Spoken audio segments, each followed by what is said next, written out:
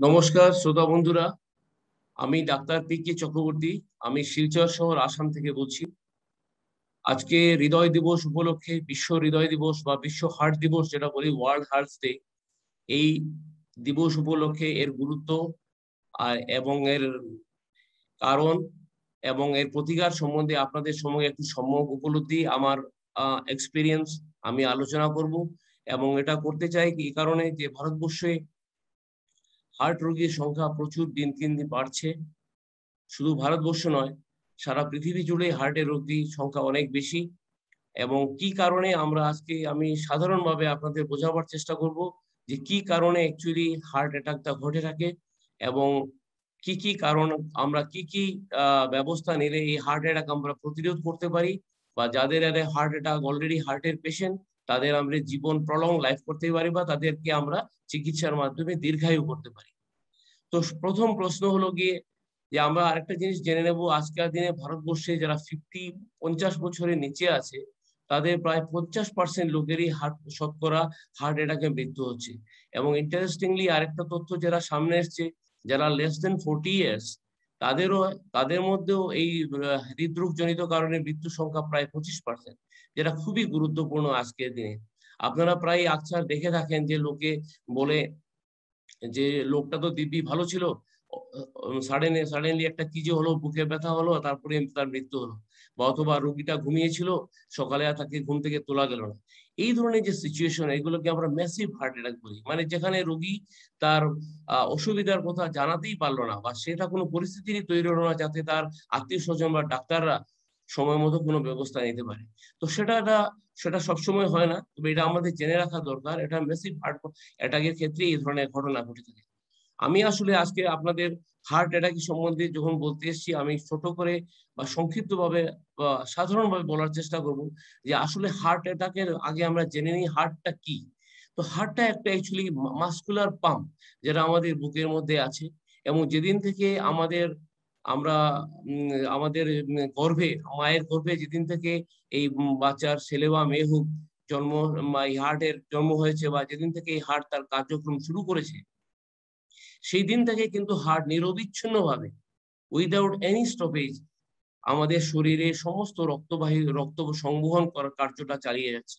এই যে রক্ত সংবহনের যে কার্যকারিতা, সেটা আমাদের রক্তজাল বলি, যেটাকে আমাদের শিরা, উপশিরা, ধমনী, বড় ধমনী, ছোট ধমনী, বিভিন্ন ভাবে আমাদের সারা শরীরে যে ব্লাড ভেসেলস গুলো আছে, যেটাকে আমরা বাংলায় রক্তজাল বলি, সেটার মধ্যে যে রক্ত সংবহন, এটার জন্য সবচেয়ে গুরুত্বপূর্ণ অঙ্গ হলো হার্ট।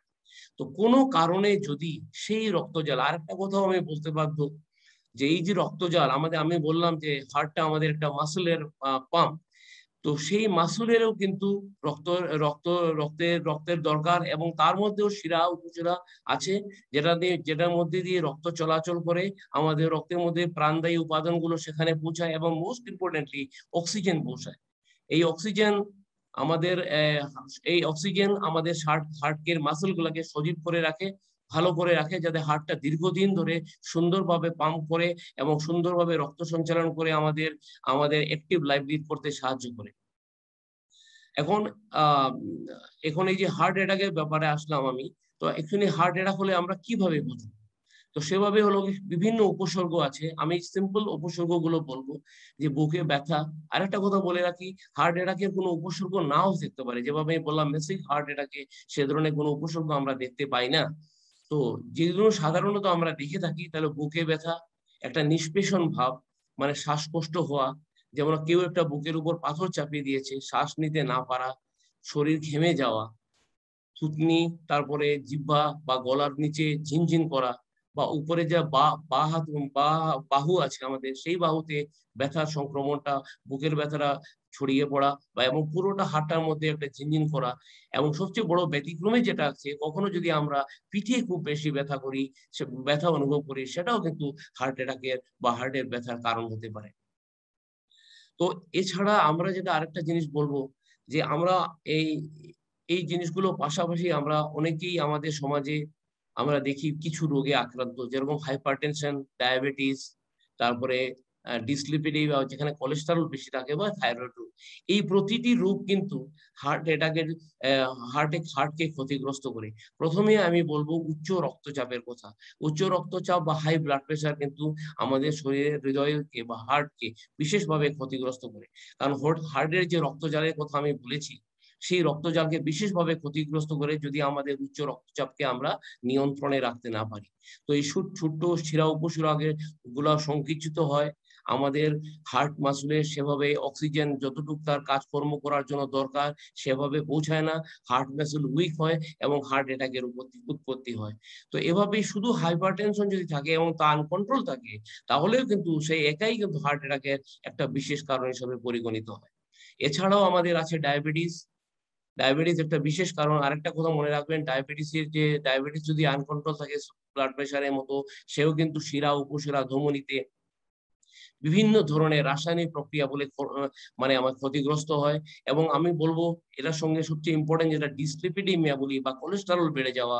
সেই কোলেস্টেরল বাড়লে কিন্তু আমাদের শরীরে যে ভিতরের শিরা উপশিরার ভিতরে যে প্রাচীর আছে, সেই প্রাচীরগুলোর মধ্যে এই চর্বিগুলো জমতে থাকে। সেখানে আস্তে আস্তে সেই ছোট ব্যাসার্ধটা কমে যায়। রক্তনালীগুলা বা শিরা উপশিরাগুলো যে ধমনী যে ব্যাসার্ধ সংকুচিত হয় এবং আগে যে পরিমাণে রক্ত যেত সেই রক্ত যেতে পারে না। এবং এর ফলে যেখানে রক্তে পৌঁছানো কথা সেই জায়গার যে টিস্যু বা কোশিকাগুলি অক্সিজেনের অভাবে ভোগে এবং সেটা যখন খুব বেশি হয়ে যায় তখনই আমরা হার্ট অ্যাটাকে আক্রান্ত হই। এখন এছাড়াও আমি বলেছি থাইরয়েডের কথা। হাইপার বা হাইপো আমরা সাধারণভাবে বলে থাকি, যারা মোটা থাইরয়েড বা লিন এন্ড থিন থাইরয়েড, যারা দুটো থাইরয়েডই কিন্তু আমাদের হার্টকে বিভিন্নভাবে ওভারওয়ার্ক করায়, মানে বেশি কাজ করতে দেয়। এই ওভারওয়ার্ক করাটাও কিন্তু হার্টের জন্য ক্ষতিকারক এবং এর ফলে দীর্ঘদিন থাকে এই অসুখগুলাও যদি আমরা ঠিকমতো যত্ন না নিই, এরাও কিন্তু আমাদের হার্ট অ্যাটাকের কারণ বলে পরিগণিত হতে পারে। আরেকটা কথা যেটা বলেছিলাম আমি কোলেস্টেরলের কথা এবং ওবিসিটি বা মেদবহুলতা।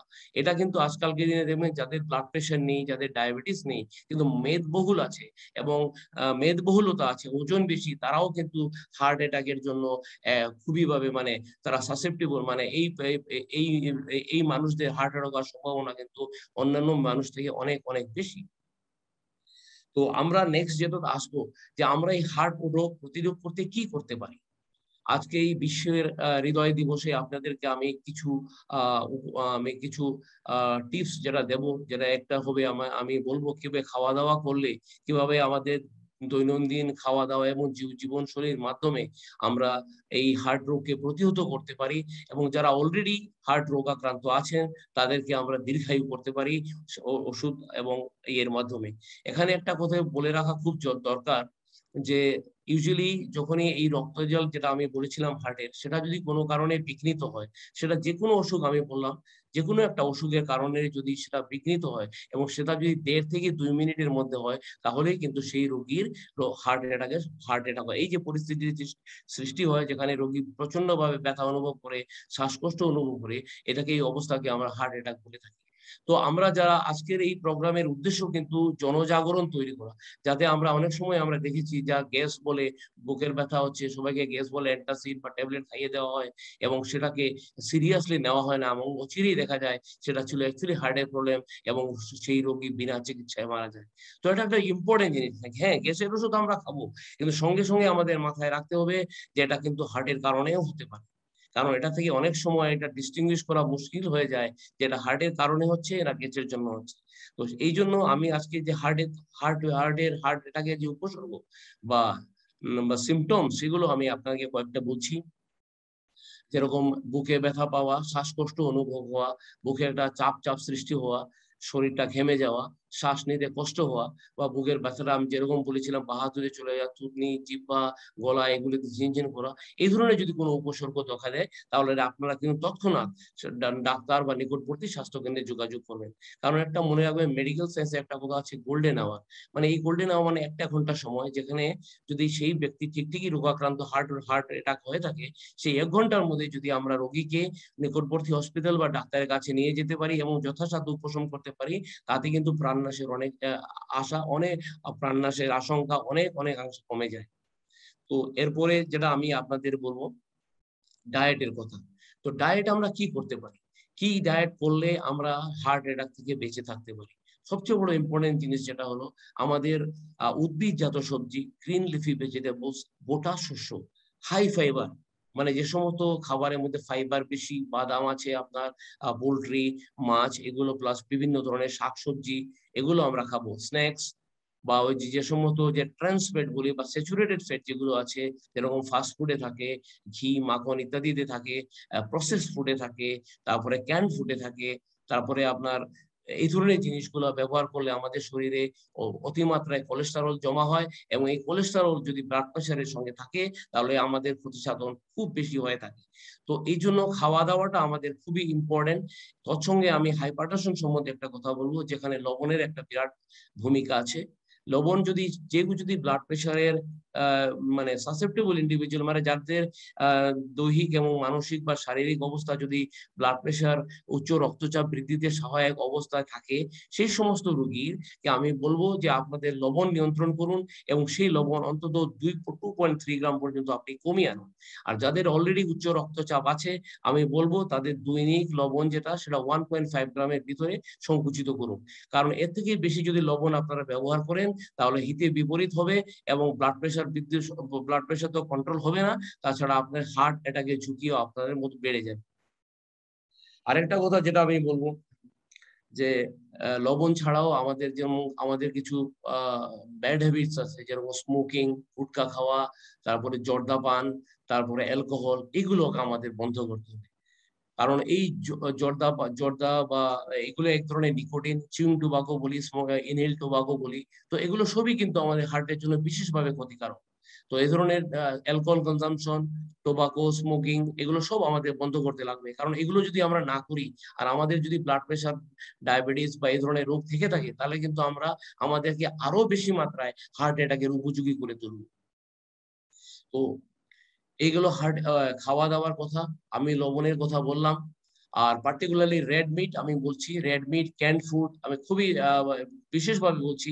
আজকের যারা জেনারেশন ফাস্ট ফুড, আরো একটা কথা বলছি, আমাদের হিডেন সোডিয়াম থাকে, মানে লুকায়িত সোডিয়াম, যাদের আমরা এমনিতে তো দেখি যে কোন সোডিয়াম বেশি খাওয়া মানা আছে, এছাড়াও যেটা দেখি সল্টেড বিস্কিটস বা আপনার আচার আছে, ক্যান্ড ফুড আছে, তারপরে আপনার ডেজার্ট আছে, তারপরে আরো অনেক কিছু আছে যারা উচ্চমাত্রায় শর্করা, উচ্চমাত্রায় উচ্চমাত্রায় যারা শর্করা ব্যবহার করে, যারা উচ্চমাত্রায় শর্করা ব্যবহার করে, তারাও কিন্তু সুগারের পরিমাণ বেড়ে যায়।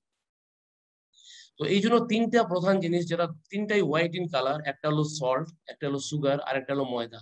এই তিনটা যদি আমাদের জীবনে আমরা নিয়ন্ত্রণ করতে পারি, তাহলে কিন্তু আমরা বিশেষভাবে আমাদের যে অসুখগুলো নিয়ে আলোচনা করলাম সবগুলোকে খুব ভালোভাবে আমরা অ্যাডজাস্ট করতে পারবো, বা আমরা সুন্দরভাবে এগুলোকে কন্ট্রোল করতে পারবো। এবং এদের যদি আমরা সুন্দরভাবে নিয়ন্ত্রণ করতে পারি, আমাদের সুগার, আমাদের প্রেশার, আমাদের কোলেস্টেরল, আমাদের থাইরয়েড, এগুলোকে যদি আমাদের থেকে থাকে, এদের যদি নিয়ন্ত্রণ করতে পারি, আমরা অনেকাংশে আমাদের ডায়াবেটিস রোগীকে বা আমাদের এই হার্ট অ্যাটাকের ঝুঁকি থেকে আমাদের অনেক লোককে আমরা বাঁচিয়ে রাখতে পারি।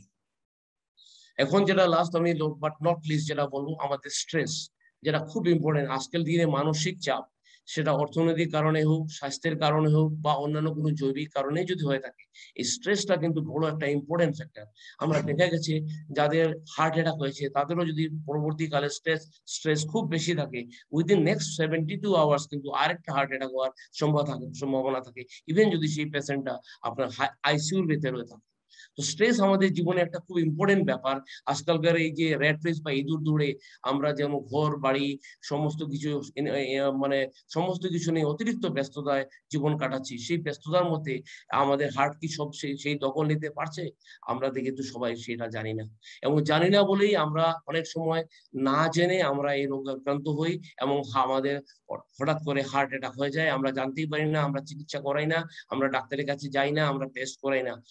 অথচ আমাদের জীবন প্রচন্ডভাবে, আমাদের জীবনে উদ্বিগ্নতা আছে, চাপ আছে, আমাদের টেনশন, এংজাইটি সবকিছু আছে আজকাল যে ব্যস্ত জীবন।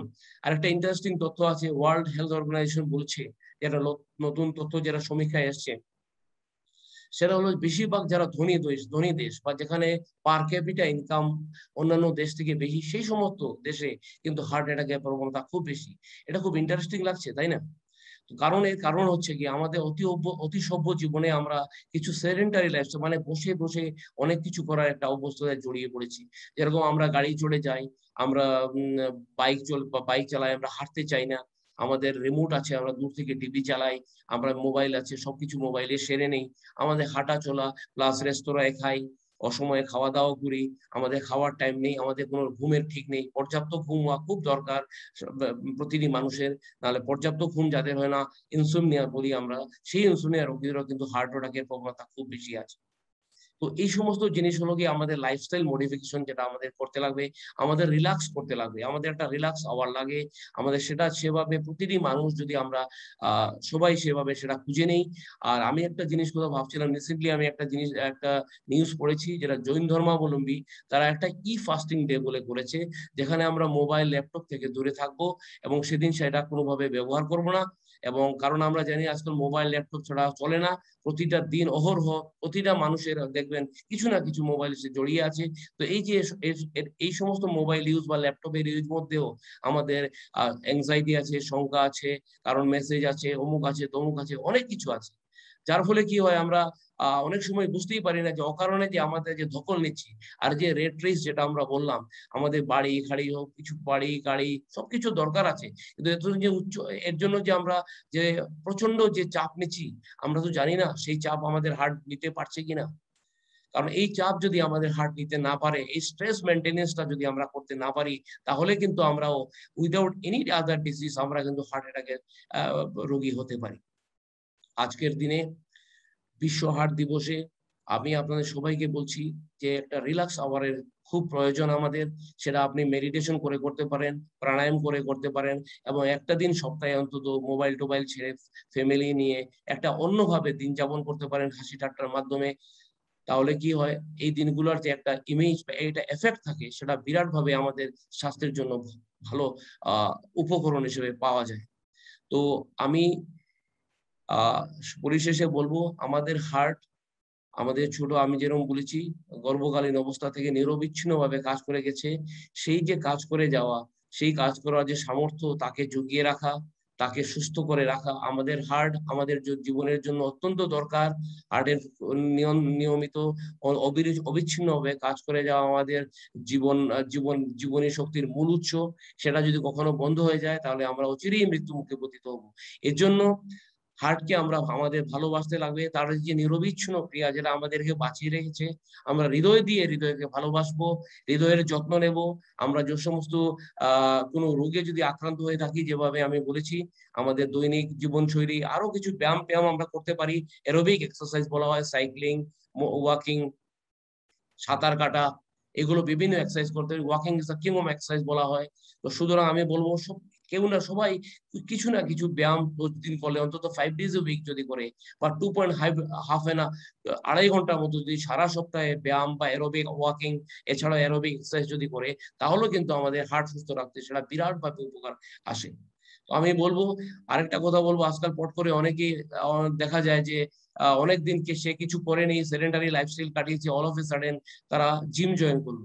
তো সেই সমস্ত রোগী, বা হঠাৎ করে জগিং শুরু করে দিল, তো সেই সমস্ত রোগীকে আমি বলবো আপনারা ডাক্তারের কাছে চিকিৎসা জেনে নিন যে আপনার বডি অচিরেই সেই দখল নিতে পারবে কিনা। এজন্য আমি বলি, যদি যারাই অনেকদিন ধরে ব্যায়াম করেনি, এই কোভিড পিরিয়ডে আমরা অনেকেই ঘরে বন্দি ছিলাম, তো আমরা যদি সেটা আবার রিশিডিউল করতে চাই, আবার আমাদের যদি আবার শুরু করতে চাই, তাহলে আমরা স্টেডি আর স্লো যেতে লাগবে, যাতে আমাদের হার্ট সেই দখল নিতে পারে।